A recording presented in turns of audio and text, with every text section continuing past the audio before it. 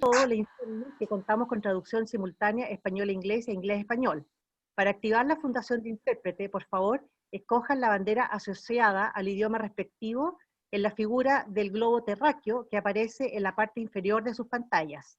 Ahí hay una lámina donde está mostrando dónde aparece ese globo terráqueo. En el caso de estar conectado desde un smartphone, vayan al menú de abajo en el extremo derecho de su pantalla y aprieten donde aparecen 3 puntos. Se les desplegará un menú donde hay que seleccionar interpretación de idiomas, luego seleccionar español, para finalmente apretar listo al extremo derecho de arriba en su pantalla del teléfono. Esta es una ayuda de técnica para los que no han usado interpretación en casos anteriores. Muchas gracias por las láminas. Habiendo dicho esto, quiero enviar un saludo a nuestros amigos del Diario Financiero, Media Partner para la transmisión en vivo y la difusión de nuestras actividades online. Esta actividad también está siendo transmitida a través del canal YouTube de la Fundación, que en el caso de hoy va a ser transmitida un poco diferida y no online, pero va a estar disponible para todos ustedes en el Diario Financiero. También quiero darle la bienvenida al resto del equipo de la Fundación, encabezado por Alberto Salas, quien preside nuestra institución y a quien en breve le daré la palabra. Antes de comenzar, quiero comentar que en la Fundación estamos muy satisfechos con la positiva recepción que ha tenido hasta ahora nuestro ciclo de webinars Cuadernos Digitales, el cual lleva ya varios meses de implementación y en el que hemos abordado varios de los principales temas sobre los que giran los grandes debates de nuestros días en materias como el emprendimiento, la economía, el comercio, la tecnología y la política internacional. Nuestro programa de webinars continuará a lo largo de todo el año y desde ya los quiero dejar a todos invitados a que sigan participando en ellos. A continuación, le voy a dar la palabra al presidente de nuestra fundación, Alberto Salas, quien les va a dar la bienvenida y unas palabras de bienvenida, perdón. Alberto, tienes la palabra. Muchas gracias, Loreto. Estimados amigos de la Fundación Chilena del Pacífico, muy buenos días y muchas gracias por sumarse a este nuevo webinar de la serie Cuadernos Digitales. Nuestro encuentro de hoy está centrado en un tema muy relevante para los emprendedores, de cómo preservar y hacer crecer, incluso en medio de enormes dificultades, la capacidad de emprendimiento. Cómo, en definitiva, transformar situaciones complicadas en nuevas oportunidades. El emprendimiento, lo sabemos, es y será cada vez más clave en el día a día de nuestra economía, por su fuerza para innovar y, es de esperar, por su potencial para generar empleos en los duros años por delante. Apostar por y apoyar el emprendimiento es hacerlo por el presente y futuro de muchos chilenos. Sabemos que en nuestro país, así como en varios otros de Latinoamérica, los emprendedores enfrentan dificultades de la más variada índole. Un reciente estudio del Banco Interamericano de Desarrollo, BID, detectó brechas comunes para los emprendimientos de alto impacto en los países que integran la Alianza del Pacífico, entre los que se incluye Chile. Entre ellos, inversión y financiamiento, aspectos laborales y migratorios, régimen societario, propiedad intelectual y régimen tributario. Con todo, a pesar de que el ecosistema de emprendimiento puede ser de muchas dificultades, también se destaca por saber encontrar y aprovechar las oportunidades y de no rendirse fácilmente ante las adversidades. Y para conversar precisamente sobre cómo los emprendedores pueden transformar las situaciones más adversas en fuentes de oportunidades, hoy tenemos a quien probablemente sea uno de los referentes más destacados en todo el mundo en materia de emprendimiento, Uri Levine. Uri Levine es cofundador de Waze, una de las aplicaciones de navegación más importantes del mundo, comprada por Google en el 2013 en $1.100 millones.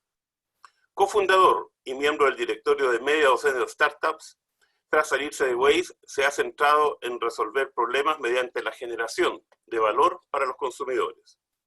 Es cofundador, presidente ejecutivo e inversionista principal de Fix Startups, que ayuda a encontrar y reducir pagos en servicios financieros y aborda un problema que, solo en los Estados Unidos de Norteamérica, llega a $600.000 millones.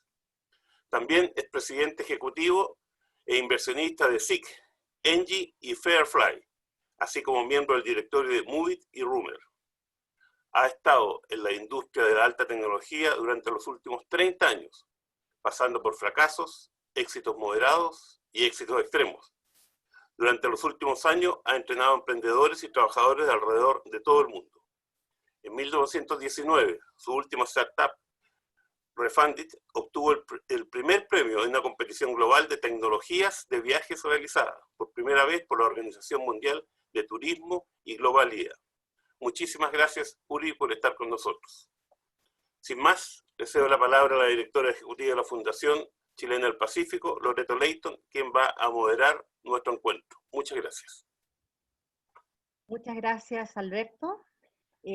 Antes de comenzar, les voy a pedir a cada uno de ustedes que vayan a la imagen donde está Uri, aprieten en el lado extremo derecho de la imagen donde aparece Uri los 3 puntos que hay, y luego aparece un menú y pongan fijar video. De esa manera se les va a poner a todos ustedes en la pantalla la imagen agrandada de Uri con su presentación. Lo vuelvo a repetir, vayan a la imagen donde está Uri, que está chiquitito en el cuadrado como todos los demás, pero tienen que ir al extremo derecho de esa imagen, hay 3 puntos, aprieten los 3 puntos, se le despliega un menú, y donde dice fijar video, aprieten ahí y les va a aparecer Uri con su presentación en la pantalla. Espero que todos hayan podido, lo tengan así ahora para poder ver su presentación, y sin más, dejo la palabra para Uri. Uri, por favor, tienes el piso. Thank you. Thank you. And I'm really excited to be here, even though that I really wanted to do this face-to-face. And I was actually, last November, I was traveling to Chile, but then we had a challenging period in Santiago, and we were unable to do that face-to-face. I have to say that I less like the Zoom presentations, right? Because I don't see the people. I get to see myself, which I know pretty well. And I get to see the screen, and maybe people appear to be very, very small, and everyone is muted. So I don't even know if you are with me or not. So I rather do that face-to-face. But unfortunately, or due to the situation, we had to do that over Zoom. And what I will try to do in the next hour or so is take you through a little bit of a journey of entrepreneur. On one hand, the story of Waze, and then some of the facts and the challenges that we have during the COVID-19 period, where we all need to adapt, right? And this is something that we need to remember, is that it's not the strongest that will survive. It's the faster to adapt. The one that adapts the best will survive. And this is critical in this period of time. I would also say that one of the unique things of an entrepreneur point of view is that in many cases where other people see problems, we see opportunities. In this period of time, even though that it's very challenging, right? And I wanted to say that Chile is maybe the most severe place of COVID-19, but I think that Israel is now surpassing Chile in terms of the number of people getting infected.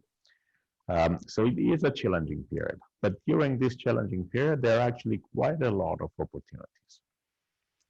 So I would start with saying that entrepreneurship in general, it's usually start with a very, very strong emotion, right? So you run into something that you really like, or you run into something that you really don't like, and you tell yourself, no, I'm gonna change that, right? So I hate traffic jams. I really hate traffic jams. I hate waste of time. And this is the beginning of Waze, right? So you start to think about it, and you start to build a passion, and you start to think that you're going to do more of that, and until you kind of pretty sure that this is what you're going to do. And then you realize that the journey itself is going to be a roller coaster journey with ups and downs and ups and downs. And all the businesses in the world have ups and downs, right? But the frequency of those in a startup are much more frequent than any other business. You know, I think that the best quote that I heard is Ben Horowitz. Ben Horowitz is one of the founders one of the most successful venture capitals in the world, Andreessen Horowitz, and he used to be a CEO of a startup. And during this period of time, he was asked whether or not he was sleeping well at night as a CEO of a startup. And he said, oh yeah, I slept like a baby. I woke up every 2 hours and cried. And this is really the reality of how this journey is. It's a roller coaster journey. And at the same time, for entrepreneurs, there is no doubt what's next. It's always going to be the next startup. In most cases, by the way, if you will ask an entrepreneur, so what are you going to do after this startup? They will tell you, I'm going to build another startup. Now, if you would ask them, this next startup of yours, what it's all about, they actually know. And so we started Waze in 2007. We launched the service in Israel for the first time in 2009. I already knew that my next startup is going to deal with financial fees, but I only built that in 2013. And by that time, I already had Moovit and then CX, and a year later, I built FairFly and Engie and more startups. And essentially, this is what I do. Now, the journey itself, it's a very long journey, and the longest part of it is the one that says lack of traction. This is where all your underlying assumptions don't work. You build a product and it doesn't work. You build a product and it works, but users are not coming. You build a product, it works, users are coming, but they're not using. And every time you kind of overcome another barrier and another barrier and another barrier, but the overall sense is that you are not making progress. This long period of time is the death valley of the startup. This is where most of the startups will fail, with the inability to figure out the product market fit and the lack of traction that they have.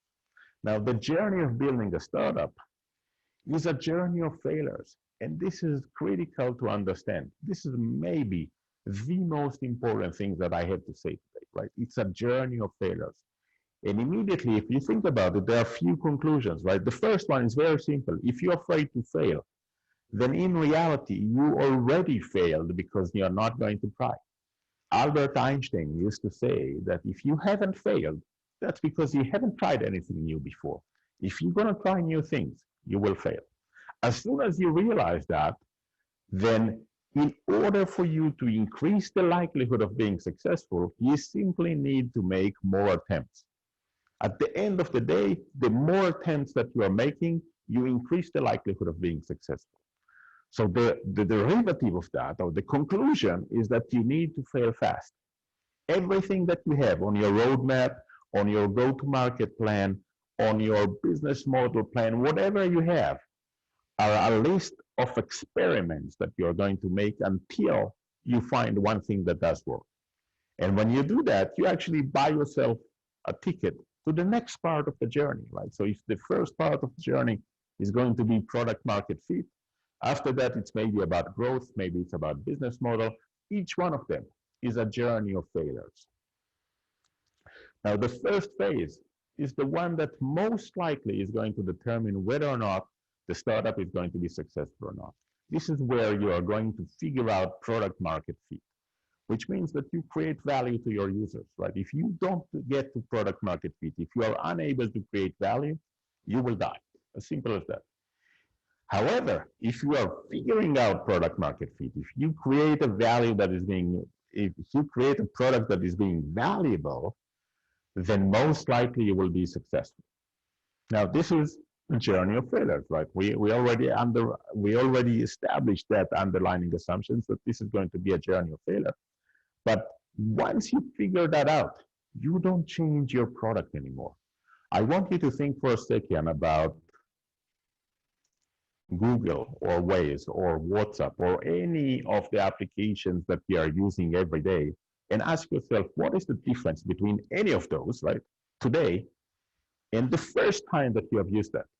And the answer is that there is no difference. There is no difference. We are searching Google today the same way that we searched Google for the first time. We are using Waze today the same way that we used Waze for the first time. We are sending and receiving messages on WhatsApp the same way that we did on the first time. So once you figure out product market fit, you don't change the product anymore. The value proposition is significant and you don't change that anymore. So for me, if I need to define what does it mean to build a startup, it's really simple. Think of a problem. Think of a big problem, something that it's worth solving. And then ask yourself, so who has this problem, right? And go and ask those people to understand their perception of the problem. Now, if you happen to be the only person on the planet with this problem, then I would say go to a shrink. It's going to be much cheaper than building a startup and less frustrating. But if there are a lot of people that actually have this problem, understand their perception of the problem, and only then go and build the solution. Now, if you do that this way, then you increase the likelihood of being successful. If you're able to create the value, if you are able to figure out the value for your users, then you increase the likelihood of being successful.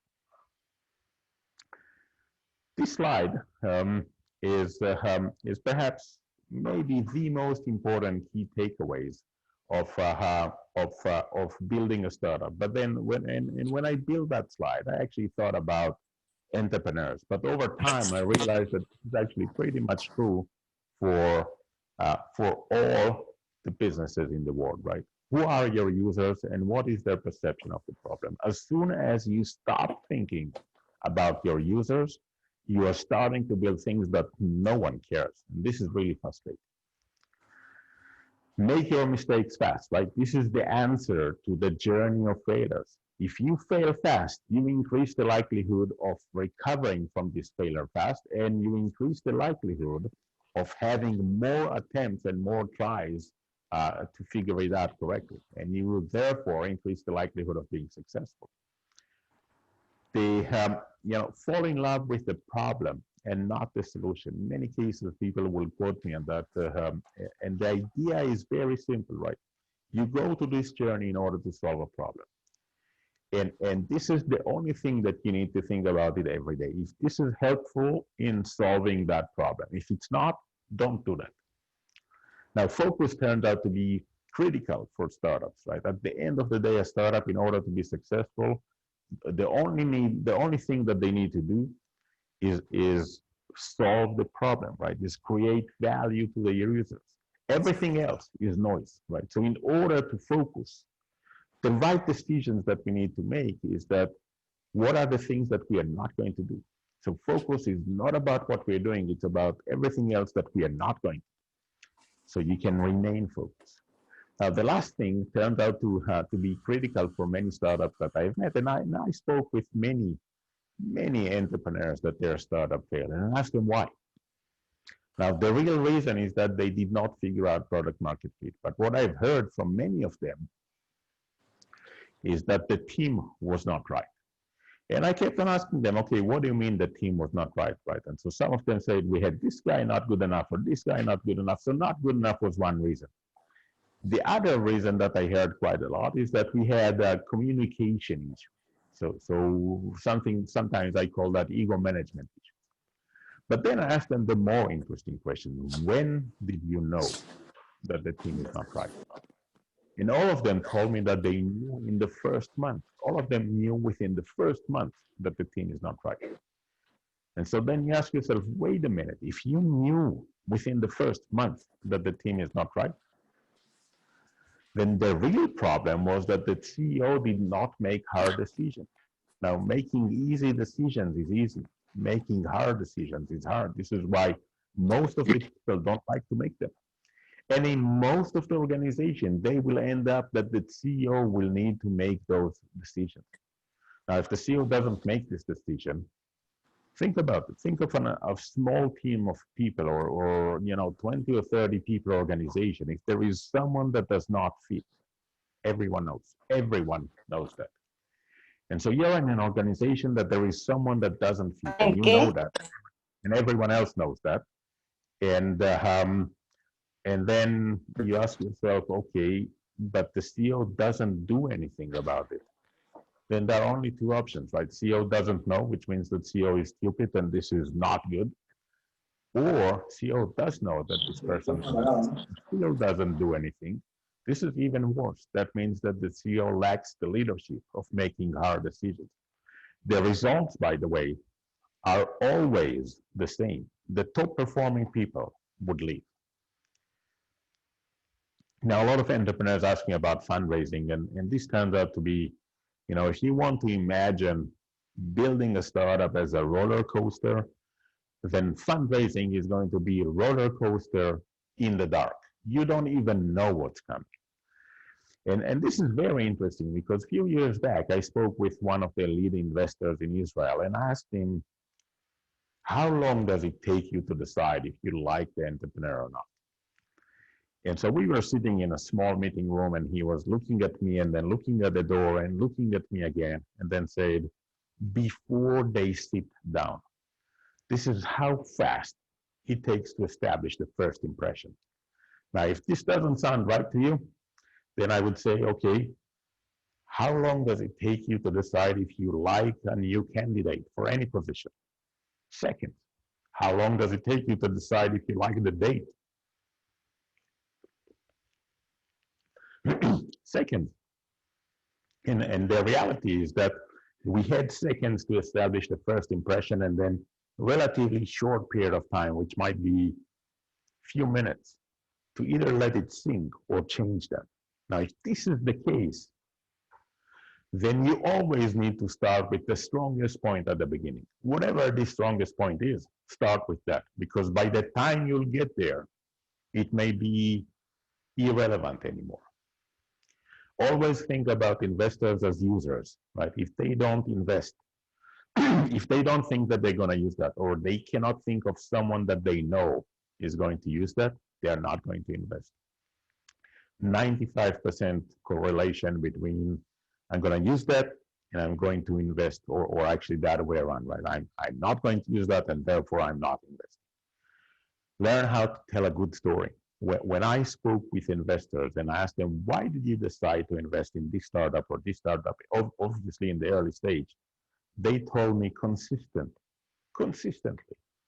we like the story, we like the CEO.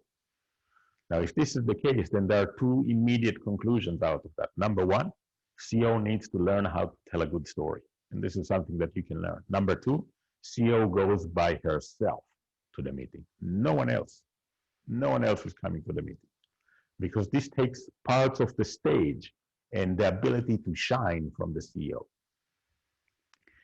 And then you finish up with the strongest point at the end as well. This is usually very short story. You can do that in less than a minute if you want. So a little bit about the Waze story, and this is, it was a magical story in the sense that if I would have a time machine and I will take all of us back into 2007 and I will tell you, this is what I'm going to build, you wouldn't believe me. You'll tell me that this will never work, right? And by the way, I heard that consistently. The magic of Waze is that we, the drivers, create all the content that is being used by the application, not just traffic information and speed traps, that we know, but also the map itself. So when we started, that was the map of Tel Aviv. Blank page. There was absolutely nothing on the map. And when the first driver drove, we collected the GPS data from the device. And if we take this data and draw that on the blank page, this is what we're going to get. Now, if we take that from a lot of drivers, all of a sudden we start to get something that looks like a map, right? If I will tell you that this is a traffic circle in the middle, it looks like a traffic circle, and it is a traffic circle. If I will tell you that if I would ask you, can you tell the difference between a main road and a street? You can see the density and tell me, okay, this is a main road and this is a street. If there is an intersection that no one is making left turn, then no left turn is allowed, right? If there is a road that there are 100 people going into one direction and no one else coming the other direction, that will be one-way street, right? If there is a road that there are 100 people going into one direction, there are only two coming the other direction. This is one-way street in Tel Aviv. Now, the reality is that if you have computer science background, you know that if I can describe something, we can build it, right? And I just described how to take this data and create a map. And this is exactly what we did. we built a server side that takes all of this data and creates the map. Now, initially, the map is incomplete, but then we enabled map editing tools that people can provide us with street names and house numbers and points of interest and so forth to make the map fairly complete. At this phase, if we will have someone that is driving slow, then we can figure out that there is a traffic jam here. And if we have a lot of drivers all over, then we can figure out where all traffic jams are and route people to avoid the traffic jam. So this is the magic of Waze. We, the drivers, are creating all the content for the rest of the drivers. So essentially, a social network of drivers. A red social de conductores para conductores. Now, is this really work? Let me see if we can see that here.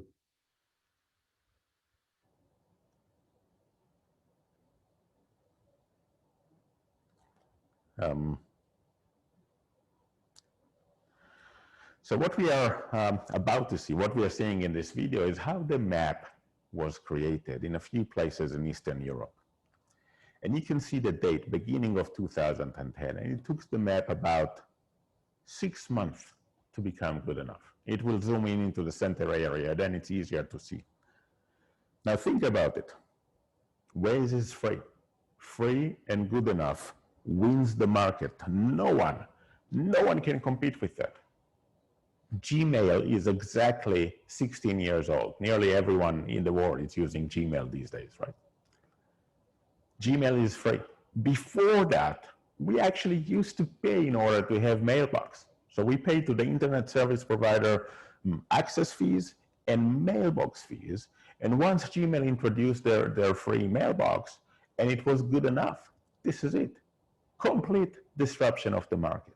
This is, by the way, the complete disruption of Waze, right? Waze was free and becoming good enough in multiple places. And as soon as you become good enough and free, you win the market. Now, the journey itself turns out to be a fairly magical journey for us. And essentially, and again, I'm going to take you back into 2007 where we started. The first version of Waze was running on a PDA. Remember, long time ago, there were dinosaurs, and then PDA, and then Nokia phones, and now we all have Android and iPhones, right? This long time ago is about 10 years. This is it, right? In fact, if I would have this time machine that I mentioned earlier, and I am not building one, I wish I would be able to build one, but I'm not. And I would send you back 10 years. That means that I'm going to take away WhatsApp, Waze, your iPhone, Netflix, pretty much everything that we are using every day. I'm not sure that you will survive. This is how fast things are changing. And in reality, moving forward, they're going to change even faster. Now, the journey at Waze is that we started in 2000. We launched the product in the first time in 2009. And it was only in Israel at the beginning. And then we figured out that this is actually pretty good. So let's launch that globally, right? Beginning of 2010, Waze is becoming available pretty much everywhere. And we thought that this is going to work the same way that it did in Israel. Now, remember this slide? It was not. It was actually pretty bad in most of the places. It was okay in Slovakia and in the Czech Republic and in Latvia and in Ecuador. And that's about it. If you would try Waze in Chile 2010, you'll basically say it doesn't work and you'll give up on that. And this was for us a journey of failures of iteration after iteration, new version, new version, new version, new version, until it becomes good enough. And once it did, it was towards the end of 2010, then it started to become popular and good enough in multiple places, right? In the US, that was Los Angeles first, and then San Francisco, and then Atlanta, and Washington, DC, and New York. So one metropolitan after the other. In Latin America, it was Colombia first, and then Chile, and then Costa Rica, and then Brazil, and then Mexico, and nowadays pretty much everywhere in Latin America. In Europe, it was Italy first, and then Netherlands, and France, and Sweden, and Spain, and one country after the other. In 2012, Waze was actually growing faster than the entire industry combined. So you take all of the navigation devices and all in-car navigation systems and all navigation apps, Waze was outgrowing all of them combined. And then in 2013, Google came with the proposal to acquire us, and we simply said yes. Now, many people ask me whether or not it was the right decision or not. And I would say there are right decisions or no decisions, because when you make a decision, you don't know what it would be like if you will choose a different path. We don't know what would have happened if we would have said no to Google in 2013, right? In the same way that Google don't know what would have happened if Yahoo would have said yes to acquire them in 1998, right? So just the beginning of Google, they were actually struggled. They were unable to raise capital, and they went to Yahoo and asked Yahoo to acquire them. And so Yahoo asked them how much, and they said $2 million, right? $2 million, not $2 billion, not $2 trillion, $2 million, right? And Yahoo said no. So you look at it today and you say that was a huge mistake, right? We don't know that. We don't know what would have happened if they would have said yes. So when you make a decision, by definition, this is the right decision. Google acquired us in 2013, and I left. I left the day after the acquisition, literally the day after the acquisition, so I can build more startups. Now, I want to, for a second, to go into thinking of startups during the COVID-19 period of time. And obviously, there is a major crisis that we look at it today, and we say, okay, wait a minute, the world is changing on us, right? And it doesn't matter if this is because, you know, the travel and entertainment industries are completely shut down, many countries under lockdown, change of behaviors of people, so major changes. Nothing in the recent history that we can think of that is comparable to that. If you think about the size of the crisis, then think about World War II. That's the order of magnitude, that this is global, it impacts everyone, and this is critical for most of the startup to survive, but it's also create opportunities.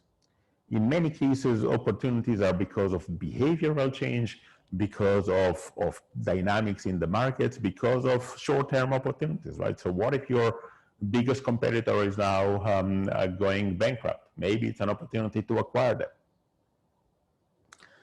But the world knew crises before, right? In 1984, 2000, 2001, 2008, a lot of crises. This one is different. It's different because it's global impact and because it's change behaviors. And in many of us, we don't see that because we adapt really, really fast to new things, right? So think about it. You, if I would ask you, you know, if you are using Netflix, then probably most of the people would say yes. If you are using Waze, most of the people would say yes, right? But this is less than 10 years, right? So all these changes happen in less than a decade. So we adapt fast to new reality. We have learned in the last 6 months new things that we don't think about them as new anymore. As soon as we adapt them, this is it, right? This is the new future. This is the new reality. And once it happens, then that actually implies new economy. But the most important thing is that the beginning is time to rethink. And look, not a lot of cases in your lifetime, you'll have someone that is raising a red flag and telling you, rethink, stop everything that you're doing, rethink. Now rethink whether or not you are relevant or not, whether or not your value proposition remains relevant. And if it's not, then either stop or build a new things. Make yourself relevant. Make yourself relevant to the new trajectory, right? And in the new trajectory, there are many things that change. So whether or not the value proposition actually leads back into the product market fit, the underlying assumptions might change. Look, I have some of my startups are actually in the travel space, and this is a very troublesome areas to be at these days, right? I cannot fly out of Israel. Actually, I was able for the last 2 weeks to travel to Greece, the US, and Croatia, and this is about it. And now next week, we're going to be under lockdown again, right? And so this changed as well. But revisit, rethink all of your underlying assumptions. And again, think about the users and the problems. Is this still valid? Then go and figure out product market fit. If it's not valid, rethink that. And think about the new market. If it's changing, then maybe you need new strategy for go-to-market. Each one of your underlying assumptions, revisit them, right? Whether or not the team is the right one to be.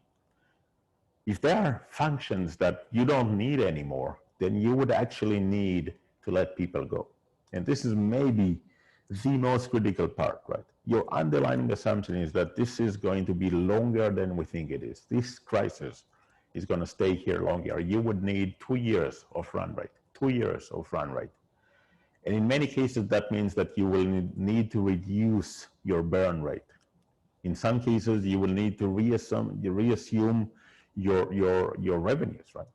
Some of my startups, we have seen major drop in revenues. Some of them, the COVID-19 doesn't impact. So revisit everything, take harsh actions, right? Look, if you have less run rate than you would need, the most critical thing that you need to do is cut down your expenses, and the sooner the better, because if you don't, then fixing it up later is nearly impossible. Those that will adapt fast will be the one to survive, and this is critical to understand, right? And those that will behave accordingly will survive, but we are also looking at new opportunities in the market. And this is critical, right? And I want you to think about new opportunities in terms of short-term, mid-term, long-term. Now, mid-term, you might be able to find niche businesses and something that maybe is actually a good thing, right? So think about, many people actually stuck at home with their spouses, and they realize that this is not exactly the kind of life that we will need. And so I believe that we will see after COVID-19 a lot of marriage consultancy that will be very successful as a business. But this is temporary. If you want to think about long-term opportunities, then think about the behavioral change. And I'll give you some examples, right? In the last 6 months, there are 1 billion people in this planet that actually made online purchase for the first time in their life. 1 billion people. And many of them figure out that, wait a minute, it's actually pretty good. It's actually working, right? So online purchases of groceries, of restaurants, of everything is going to increase rapidly. Now, if you think about it and you ask yourself, okay, so what does it mean? Also, logistics is as the derivative of that is going to increase rapidly, right?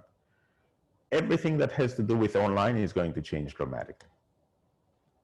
Online school, right? Israel is still most of the time doing online schooling these days with over Zoom.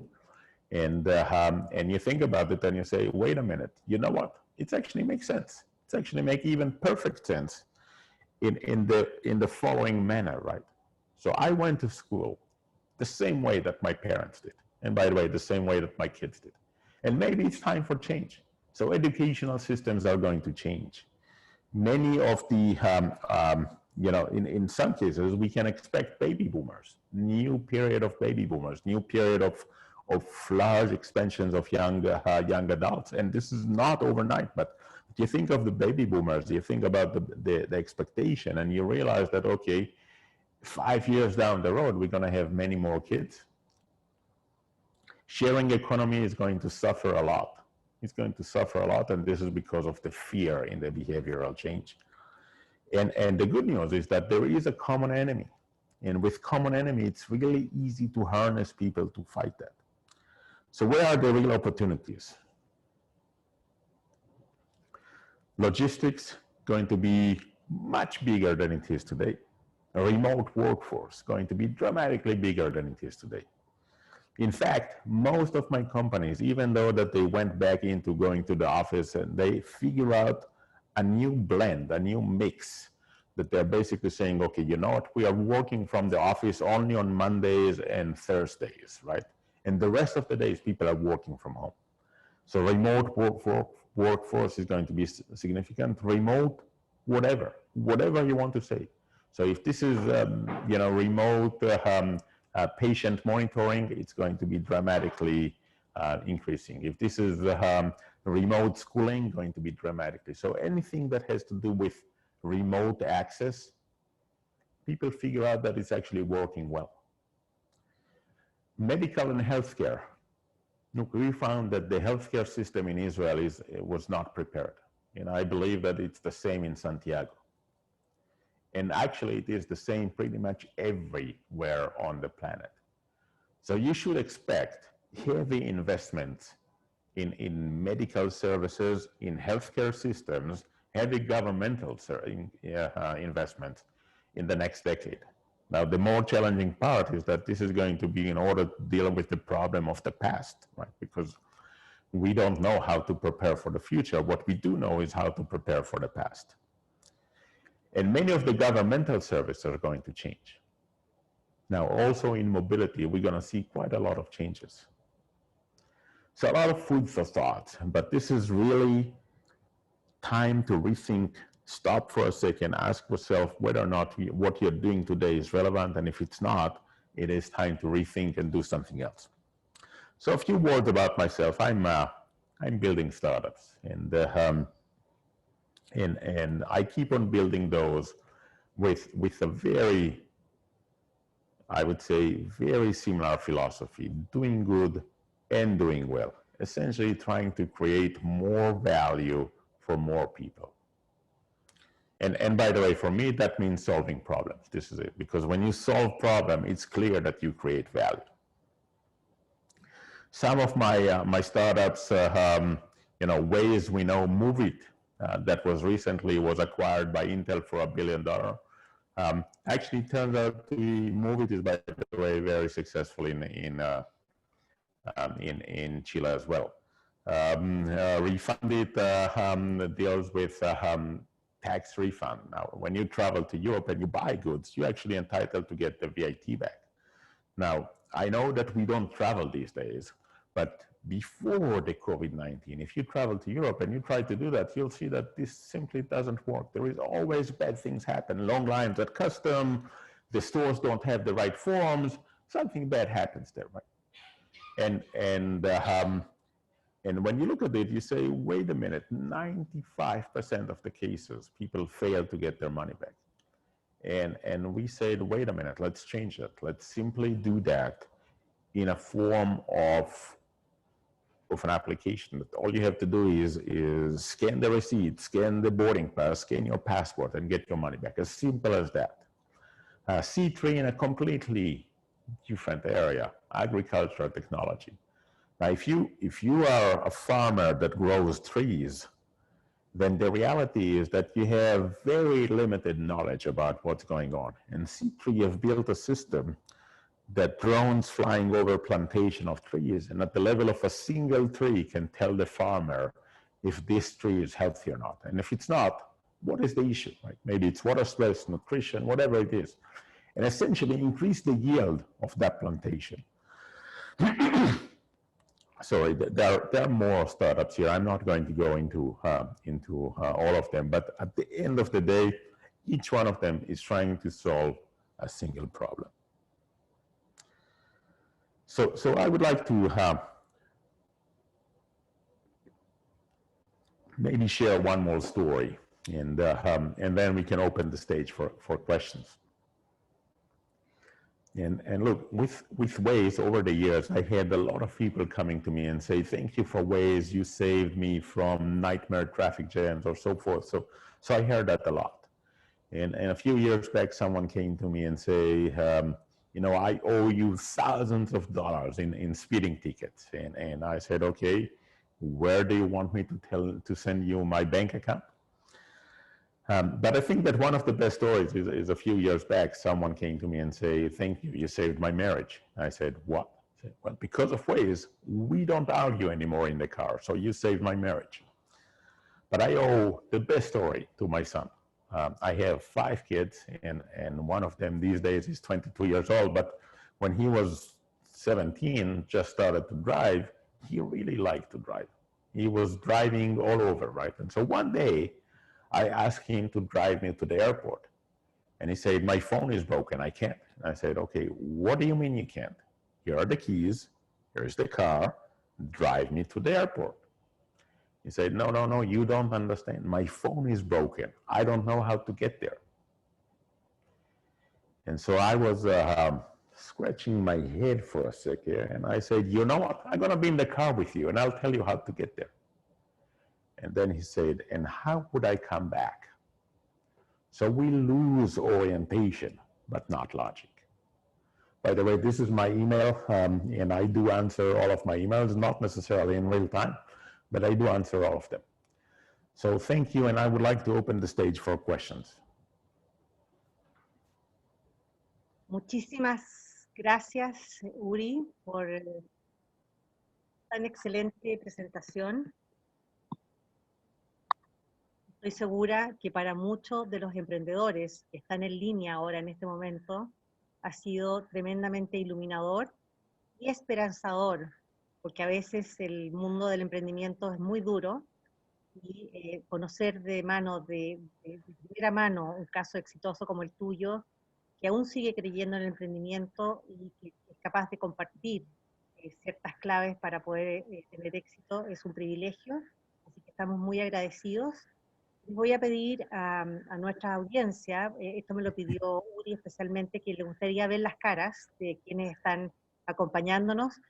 Hagamos la prueba para que los puedan ver. Si se nos sobrecarga el sistema, ahí vamos a tener que pedirles que apaguen los videos, pero por ahora probemos a ver si podemos tenerlos a todos en línea.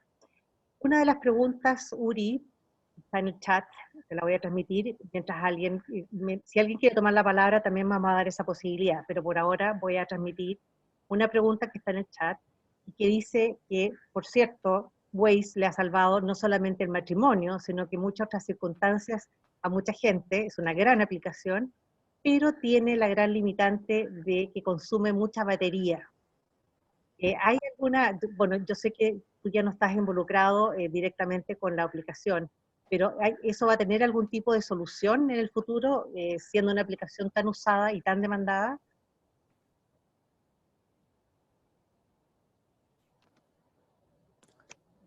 Sorry, you will need to repeat that. I'm gonna say it in English. So it's okay, that's fine. I heard. Look, one of the underlying assumptions that we had when we were building Waze was that that if you are in the car, most likely you also have a charger to charge your phone. And we actually had different types of use level. If the battery level goes below 50% and so forth, and so we actually changed that over time. But at the end of the day, look, when I drive in my car, I have my own charger and I charge the phone all the time. And I think that most of the people are actually doing the same. Okay, thank you very much. Here I have another question that is in English, so I'm going to read it in English.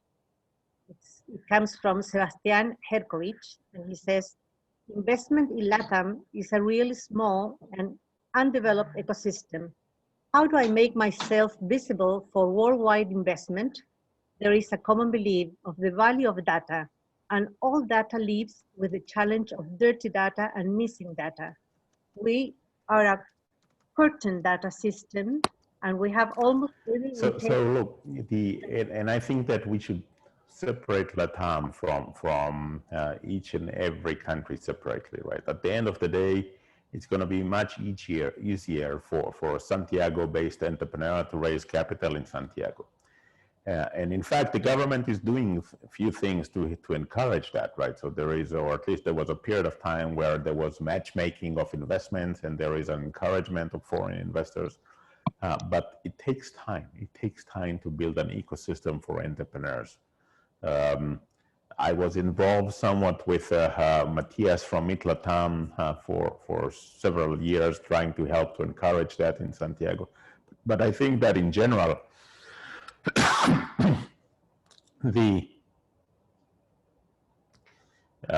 it takes time, and we need to build something smaller and move to the next step, and raise more capital and move to the next step, and so forth.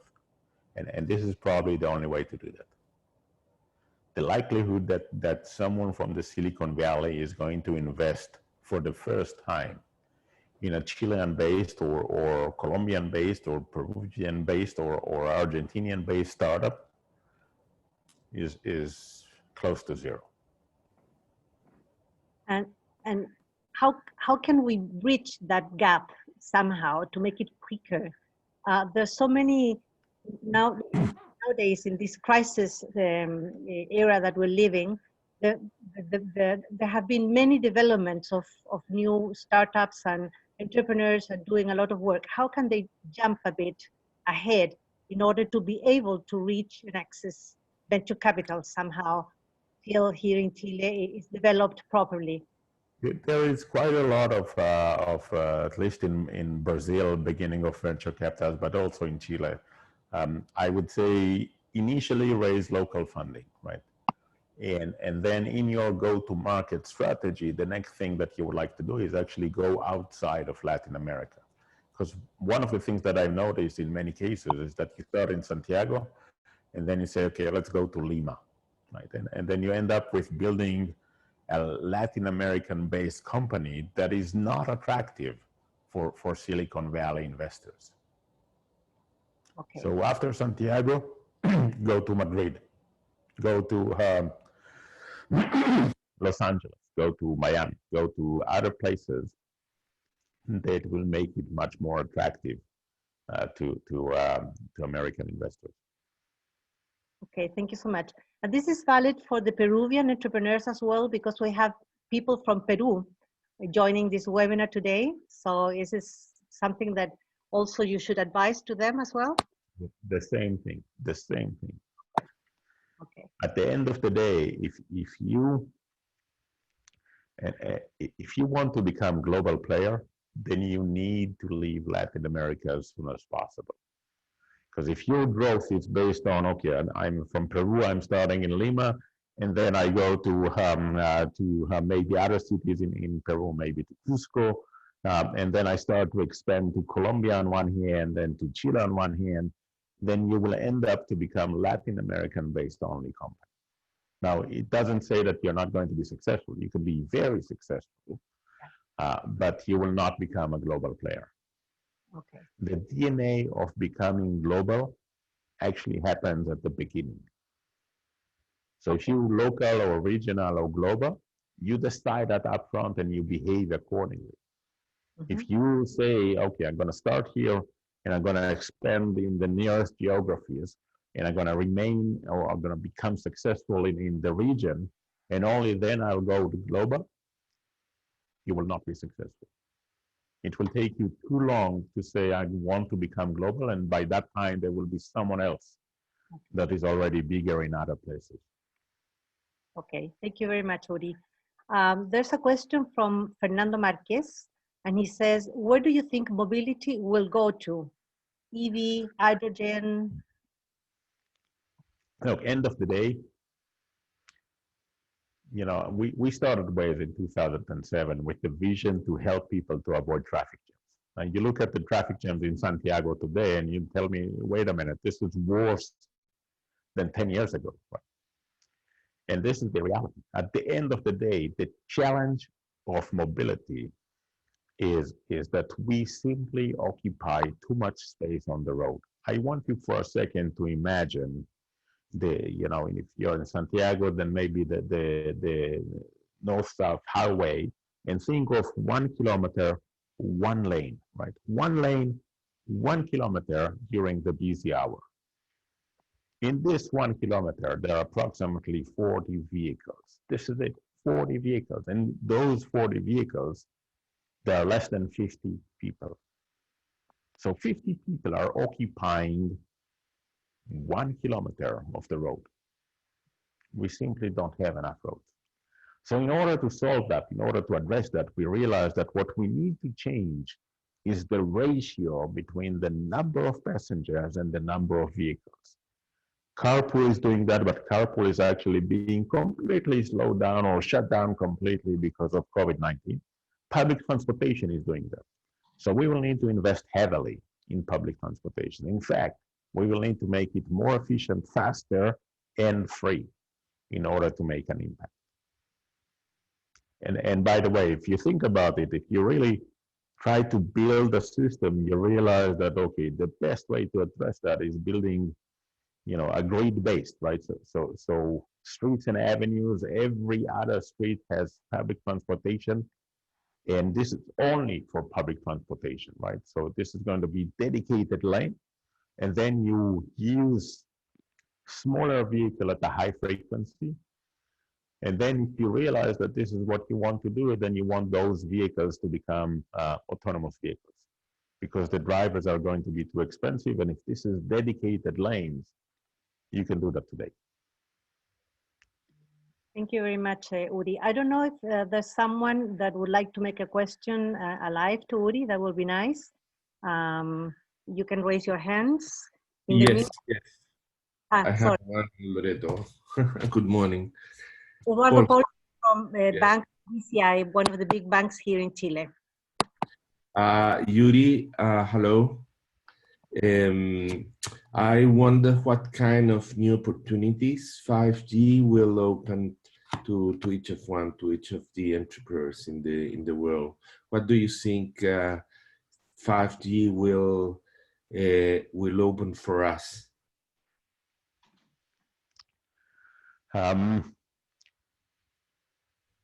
Look, in many cases, you enable new infrastructure, and you don't know what's the use case. I usually, in my startups, I build it the other way around. So I start with the use case and ask myself, so what exactly are we going to, what problem is that going to solve?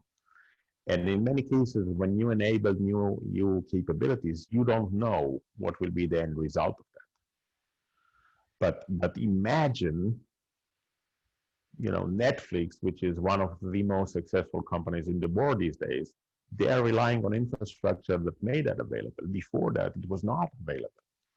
And so we're definitely going to see more IoT, so Internet of Things, cars speaking to cars, systems speaking to systems. And this is something that we are likely to see more and more and more. And other use cases yet to be seen. Now, I'm pretty sure that if we will have, do fast forward 10 years down the road and look back, then we will ask yourself, we don't understand how people actually survived before that. How can they even do, with 100 megabytes at home? No one can live with that right anymore. And so I'm pretty sure that this is what the future is going to bring us, but what specifically, I don't know. Okay. Muchas gracias, Uri. Aquí va una pregunta en español. En América Latina en particular, ¿dirías que necesitamos una industria de venture capitals más atrevida u osada?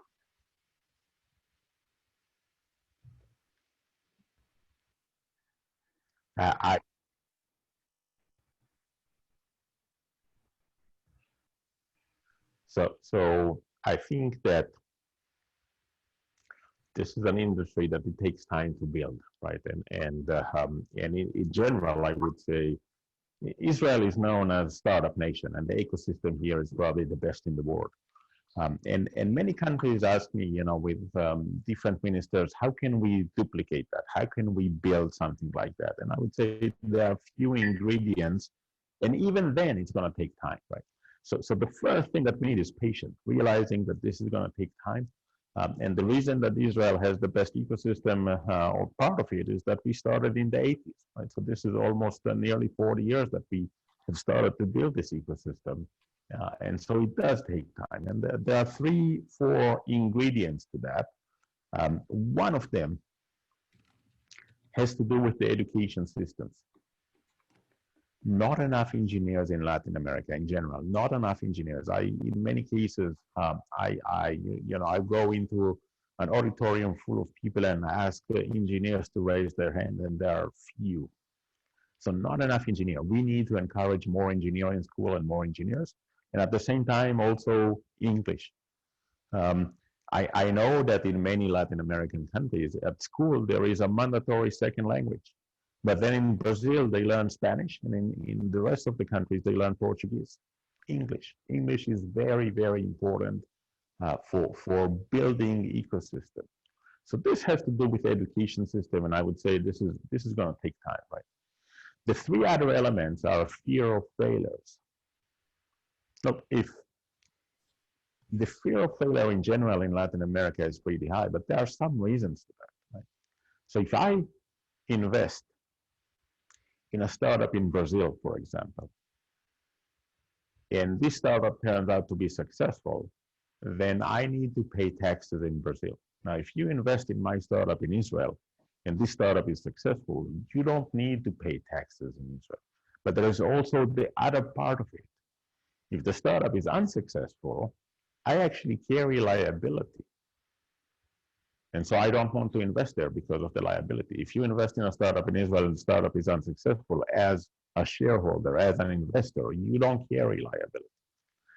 So this has to do with taxation and encouragement of foreign investors to come into the country. And if you don't do that, then they're not going to come. Simple as that, right? Look, if I know that I need to pay taxes in Brazil, I'm not going to invest in Brazil. There are a lot of other good opportunities outside, and I'm simply going to skip that. The fear of failure has to do with what happens if you fail, right? Are you going to carry the liability for life? Are you going to carry a social liability for life? So are you being considered as a loser? Because if this is the case, then I would say, let's go to the other side of the fear of failure. Let's go to the press and tell them the following fact, right?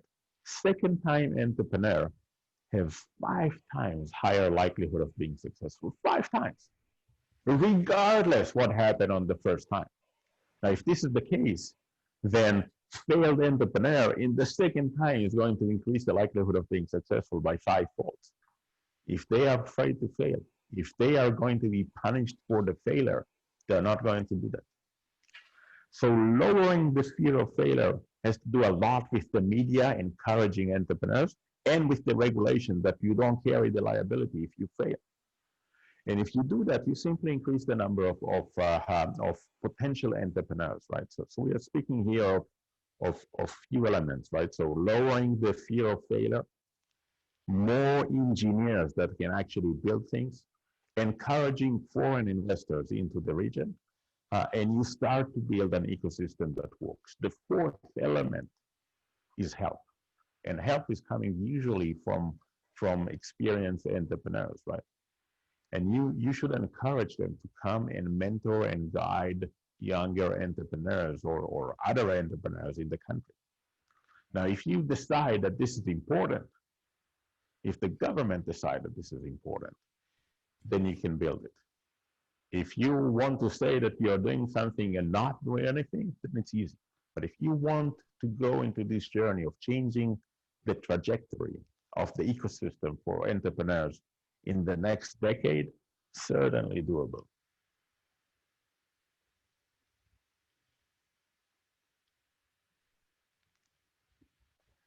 Muchas gracias, Uri. Y efectivamente queda trabajo por hacer en nuestro ecosistema, sobre todo en la reducción del temor al fracaso. Normalmente en Chile un emprendedor que fracasa una vez o 2 veces difícilmente va a tener capital o posibilidades de intentarlo una tercera vez. Pero bueno, ahí está la cualidad del emprendedor de tener esta resiliencia para volver a tratar, pero definitivamente es algo que nos hace falta. Tengo entendido, Uri, de una vez anterior que tuvimos la oportunidad de escucharte, que tú también haces mentoring en algunos casos, o tienes un equipo que hace mentoring, que lo mencionaste ahora, que una de las cosas que ayudaría mucho a desarrollar para apoyar al emprendedor. ¿Siguen haciendo esto ustedes, tu equipo o tu institución o tú mismo, para pasar la información aquí a los emprendedores que están en línea en este momento, que les interesaría mucho saberlo? So for me, this is maybe the most important thing that I'm doing these days. I'm mentoring and guiding the CEOs of my startups, and essentially helping them to become more successful. So increase the likelihood of being successful in that sense. And I keep on doing that, and I keep on doing that in few entrepreneurship programs here in Israel. And so certainly yes.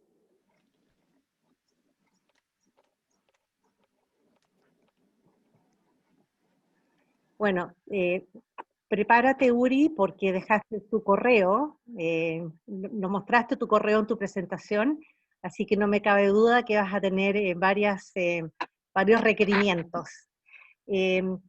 Otra pregunta que tengo acá. End of the day, look, and I would like to set the expectation, right? So at the end of the day, mentorship is about building trusted relationship between me and the CEO, right? And this takes time, and it's nearly impossible to do that remotely. But certainly, if people are asking me over the email for a point of view, happy to do that. Engaging remotely for mentorship, very challenging. Actually, there is no case that it actually works. Maybe with pre-established relationship, maybe it is possible, but otherwise it simply doesn't work. Now, if you'll tell me, why don't you come over to Santiago to mentor or other places to mentor young entrepreneurs here for a period of time? Possibly.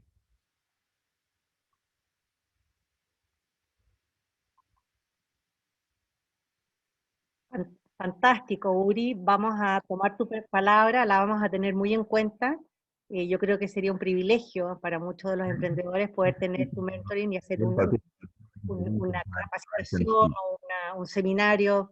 Así que esperamos tenerte de regreso en Chile. Sé que el año pasado que ibas a venir a nuestra cumbre de pymes y emprendedores de APEC, la cual se suspendió.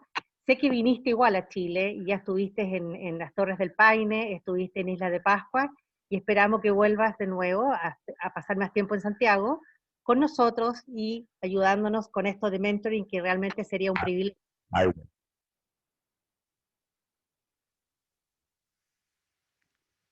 Thank you. Tengo otra pregunta, Uri, que tiene que ver con el trabajo colaborativo. ¿Diría que el trabajo colaborativo es hoy más recomendable y necesario que nunca para los emprendedores? ¿Cómo crees que se puede introducir una cultura de trabajo colaborativo en contextos de desarrollo de negocios en los que no han estado presentes?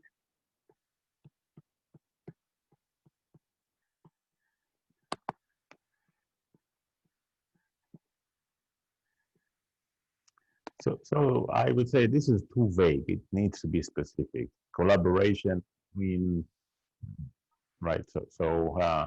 And in many cases, if this is between startups, then I would say startups cannot collaborate. Each one of them needs exactly one thing, and this is users, and they cannot help each other. So if you want to collaborate with other startups, then simply forget it. You're going to interfere each other rather than to focus and become more successful. If we are looking for social collaboration, then I would say at the end of the day, look, when you're using Waze, you create more value to other drivers than you create for yourself. But you're not using it in order to create value to other drivers. You're using it in order for your own benefits. Right? So if you want to build a collaboration system, a social collaboration system, each one of the individuals is going to do that because of their own incentive. And so you need to find a balance between creating incentive for the individual users, and the derivative of that is creating value to other users or to the society or to whatever.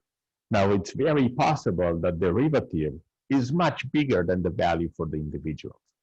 But without the incentive for the user to participate, they're not going to participate.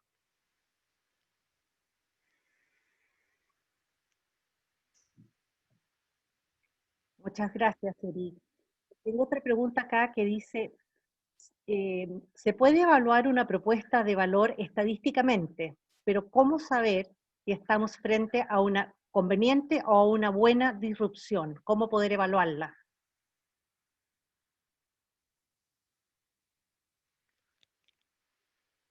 No, if you want to think about disruption, then stop thinking about technology. Technology is not about disruption. If disruption is about changing market equilibrium. Now, if you want to think about market equilibrium, then ask yourself what can change that. In many cases, this could be a new product that is being introduced to the market, and that might be a derivative of a new technology. It could be a new price, right? Gmail is free. Waze is free. It could be a new business model that actually creates that, and think of Uber as a new business model, Netflix as a new business model, scooters in the cities as a new business model. And it could be new knowledge that is being introduced to the market and change the market equilibrium. Each one of those are much more impactful than the technology underneath. And this is something that we need to remember, right? If we want to think about disruption, then we need to ask ourselves, how does the new market equilibrium is going to look like? Who is going to be out of business if this journey is successful? And this is completely different than it's not about technology. It could be, but it's not necessarily about technology.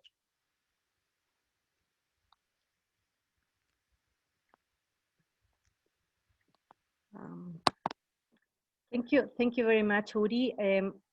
I don't know, we have more questions from the public. I don't have more questions from my side or from the chat. If that is the case, then we will be closing this webinar, Uri, and thanking once again you for your generosity, for your availability, and also for offering your support and offering to answer all the emails that certainly I'm sure that you're going to receive. Thank you so much, and we will be in touch and hope to see you soon. We hope to see you in Chile, rather sooner than later. And thank you very much. If you say some words as a closing, as a inspirational, I would love to hear this thing that you used to say, that you wake up every morning looking for new problems to fall in love with, something like that. I don't know if you want to share something like that. You know, unfortunately, we don't need to look for problems. They do come to us, right? And so there are plenty of problems, but when we face them, we need to ask ourselves something completely different. Can we do something about it? Can we change the situation? Can we change the world? And if the answer is yes, then go and change the world. At the end of the day, entrepreneurs are here in order to change the world and make it a better place. Because when you look at all the changes that happened in the last 50 or 100 years, all of them started with entrepreneurs. And at the beginning of each and every successful company, there was an entrepreneur that basically said, I'm going to change the way things are being done. And if you can go and change the world, then I would say go ahead and do that, because very few can. And if you think you can, then you're already way beyond the starting point. Most people don't think that they can. If you think you can, then most likely you are right. If you can dream it, you can probably do it. Thank you. Thank you so much, Uri. Have a wonderful evening for you there in Israel.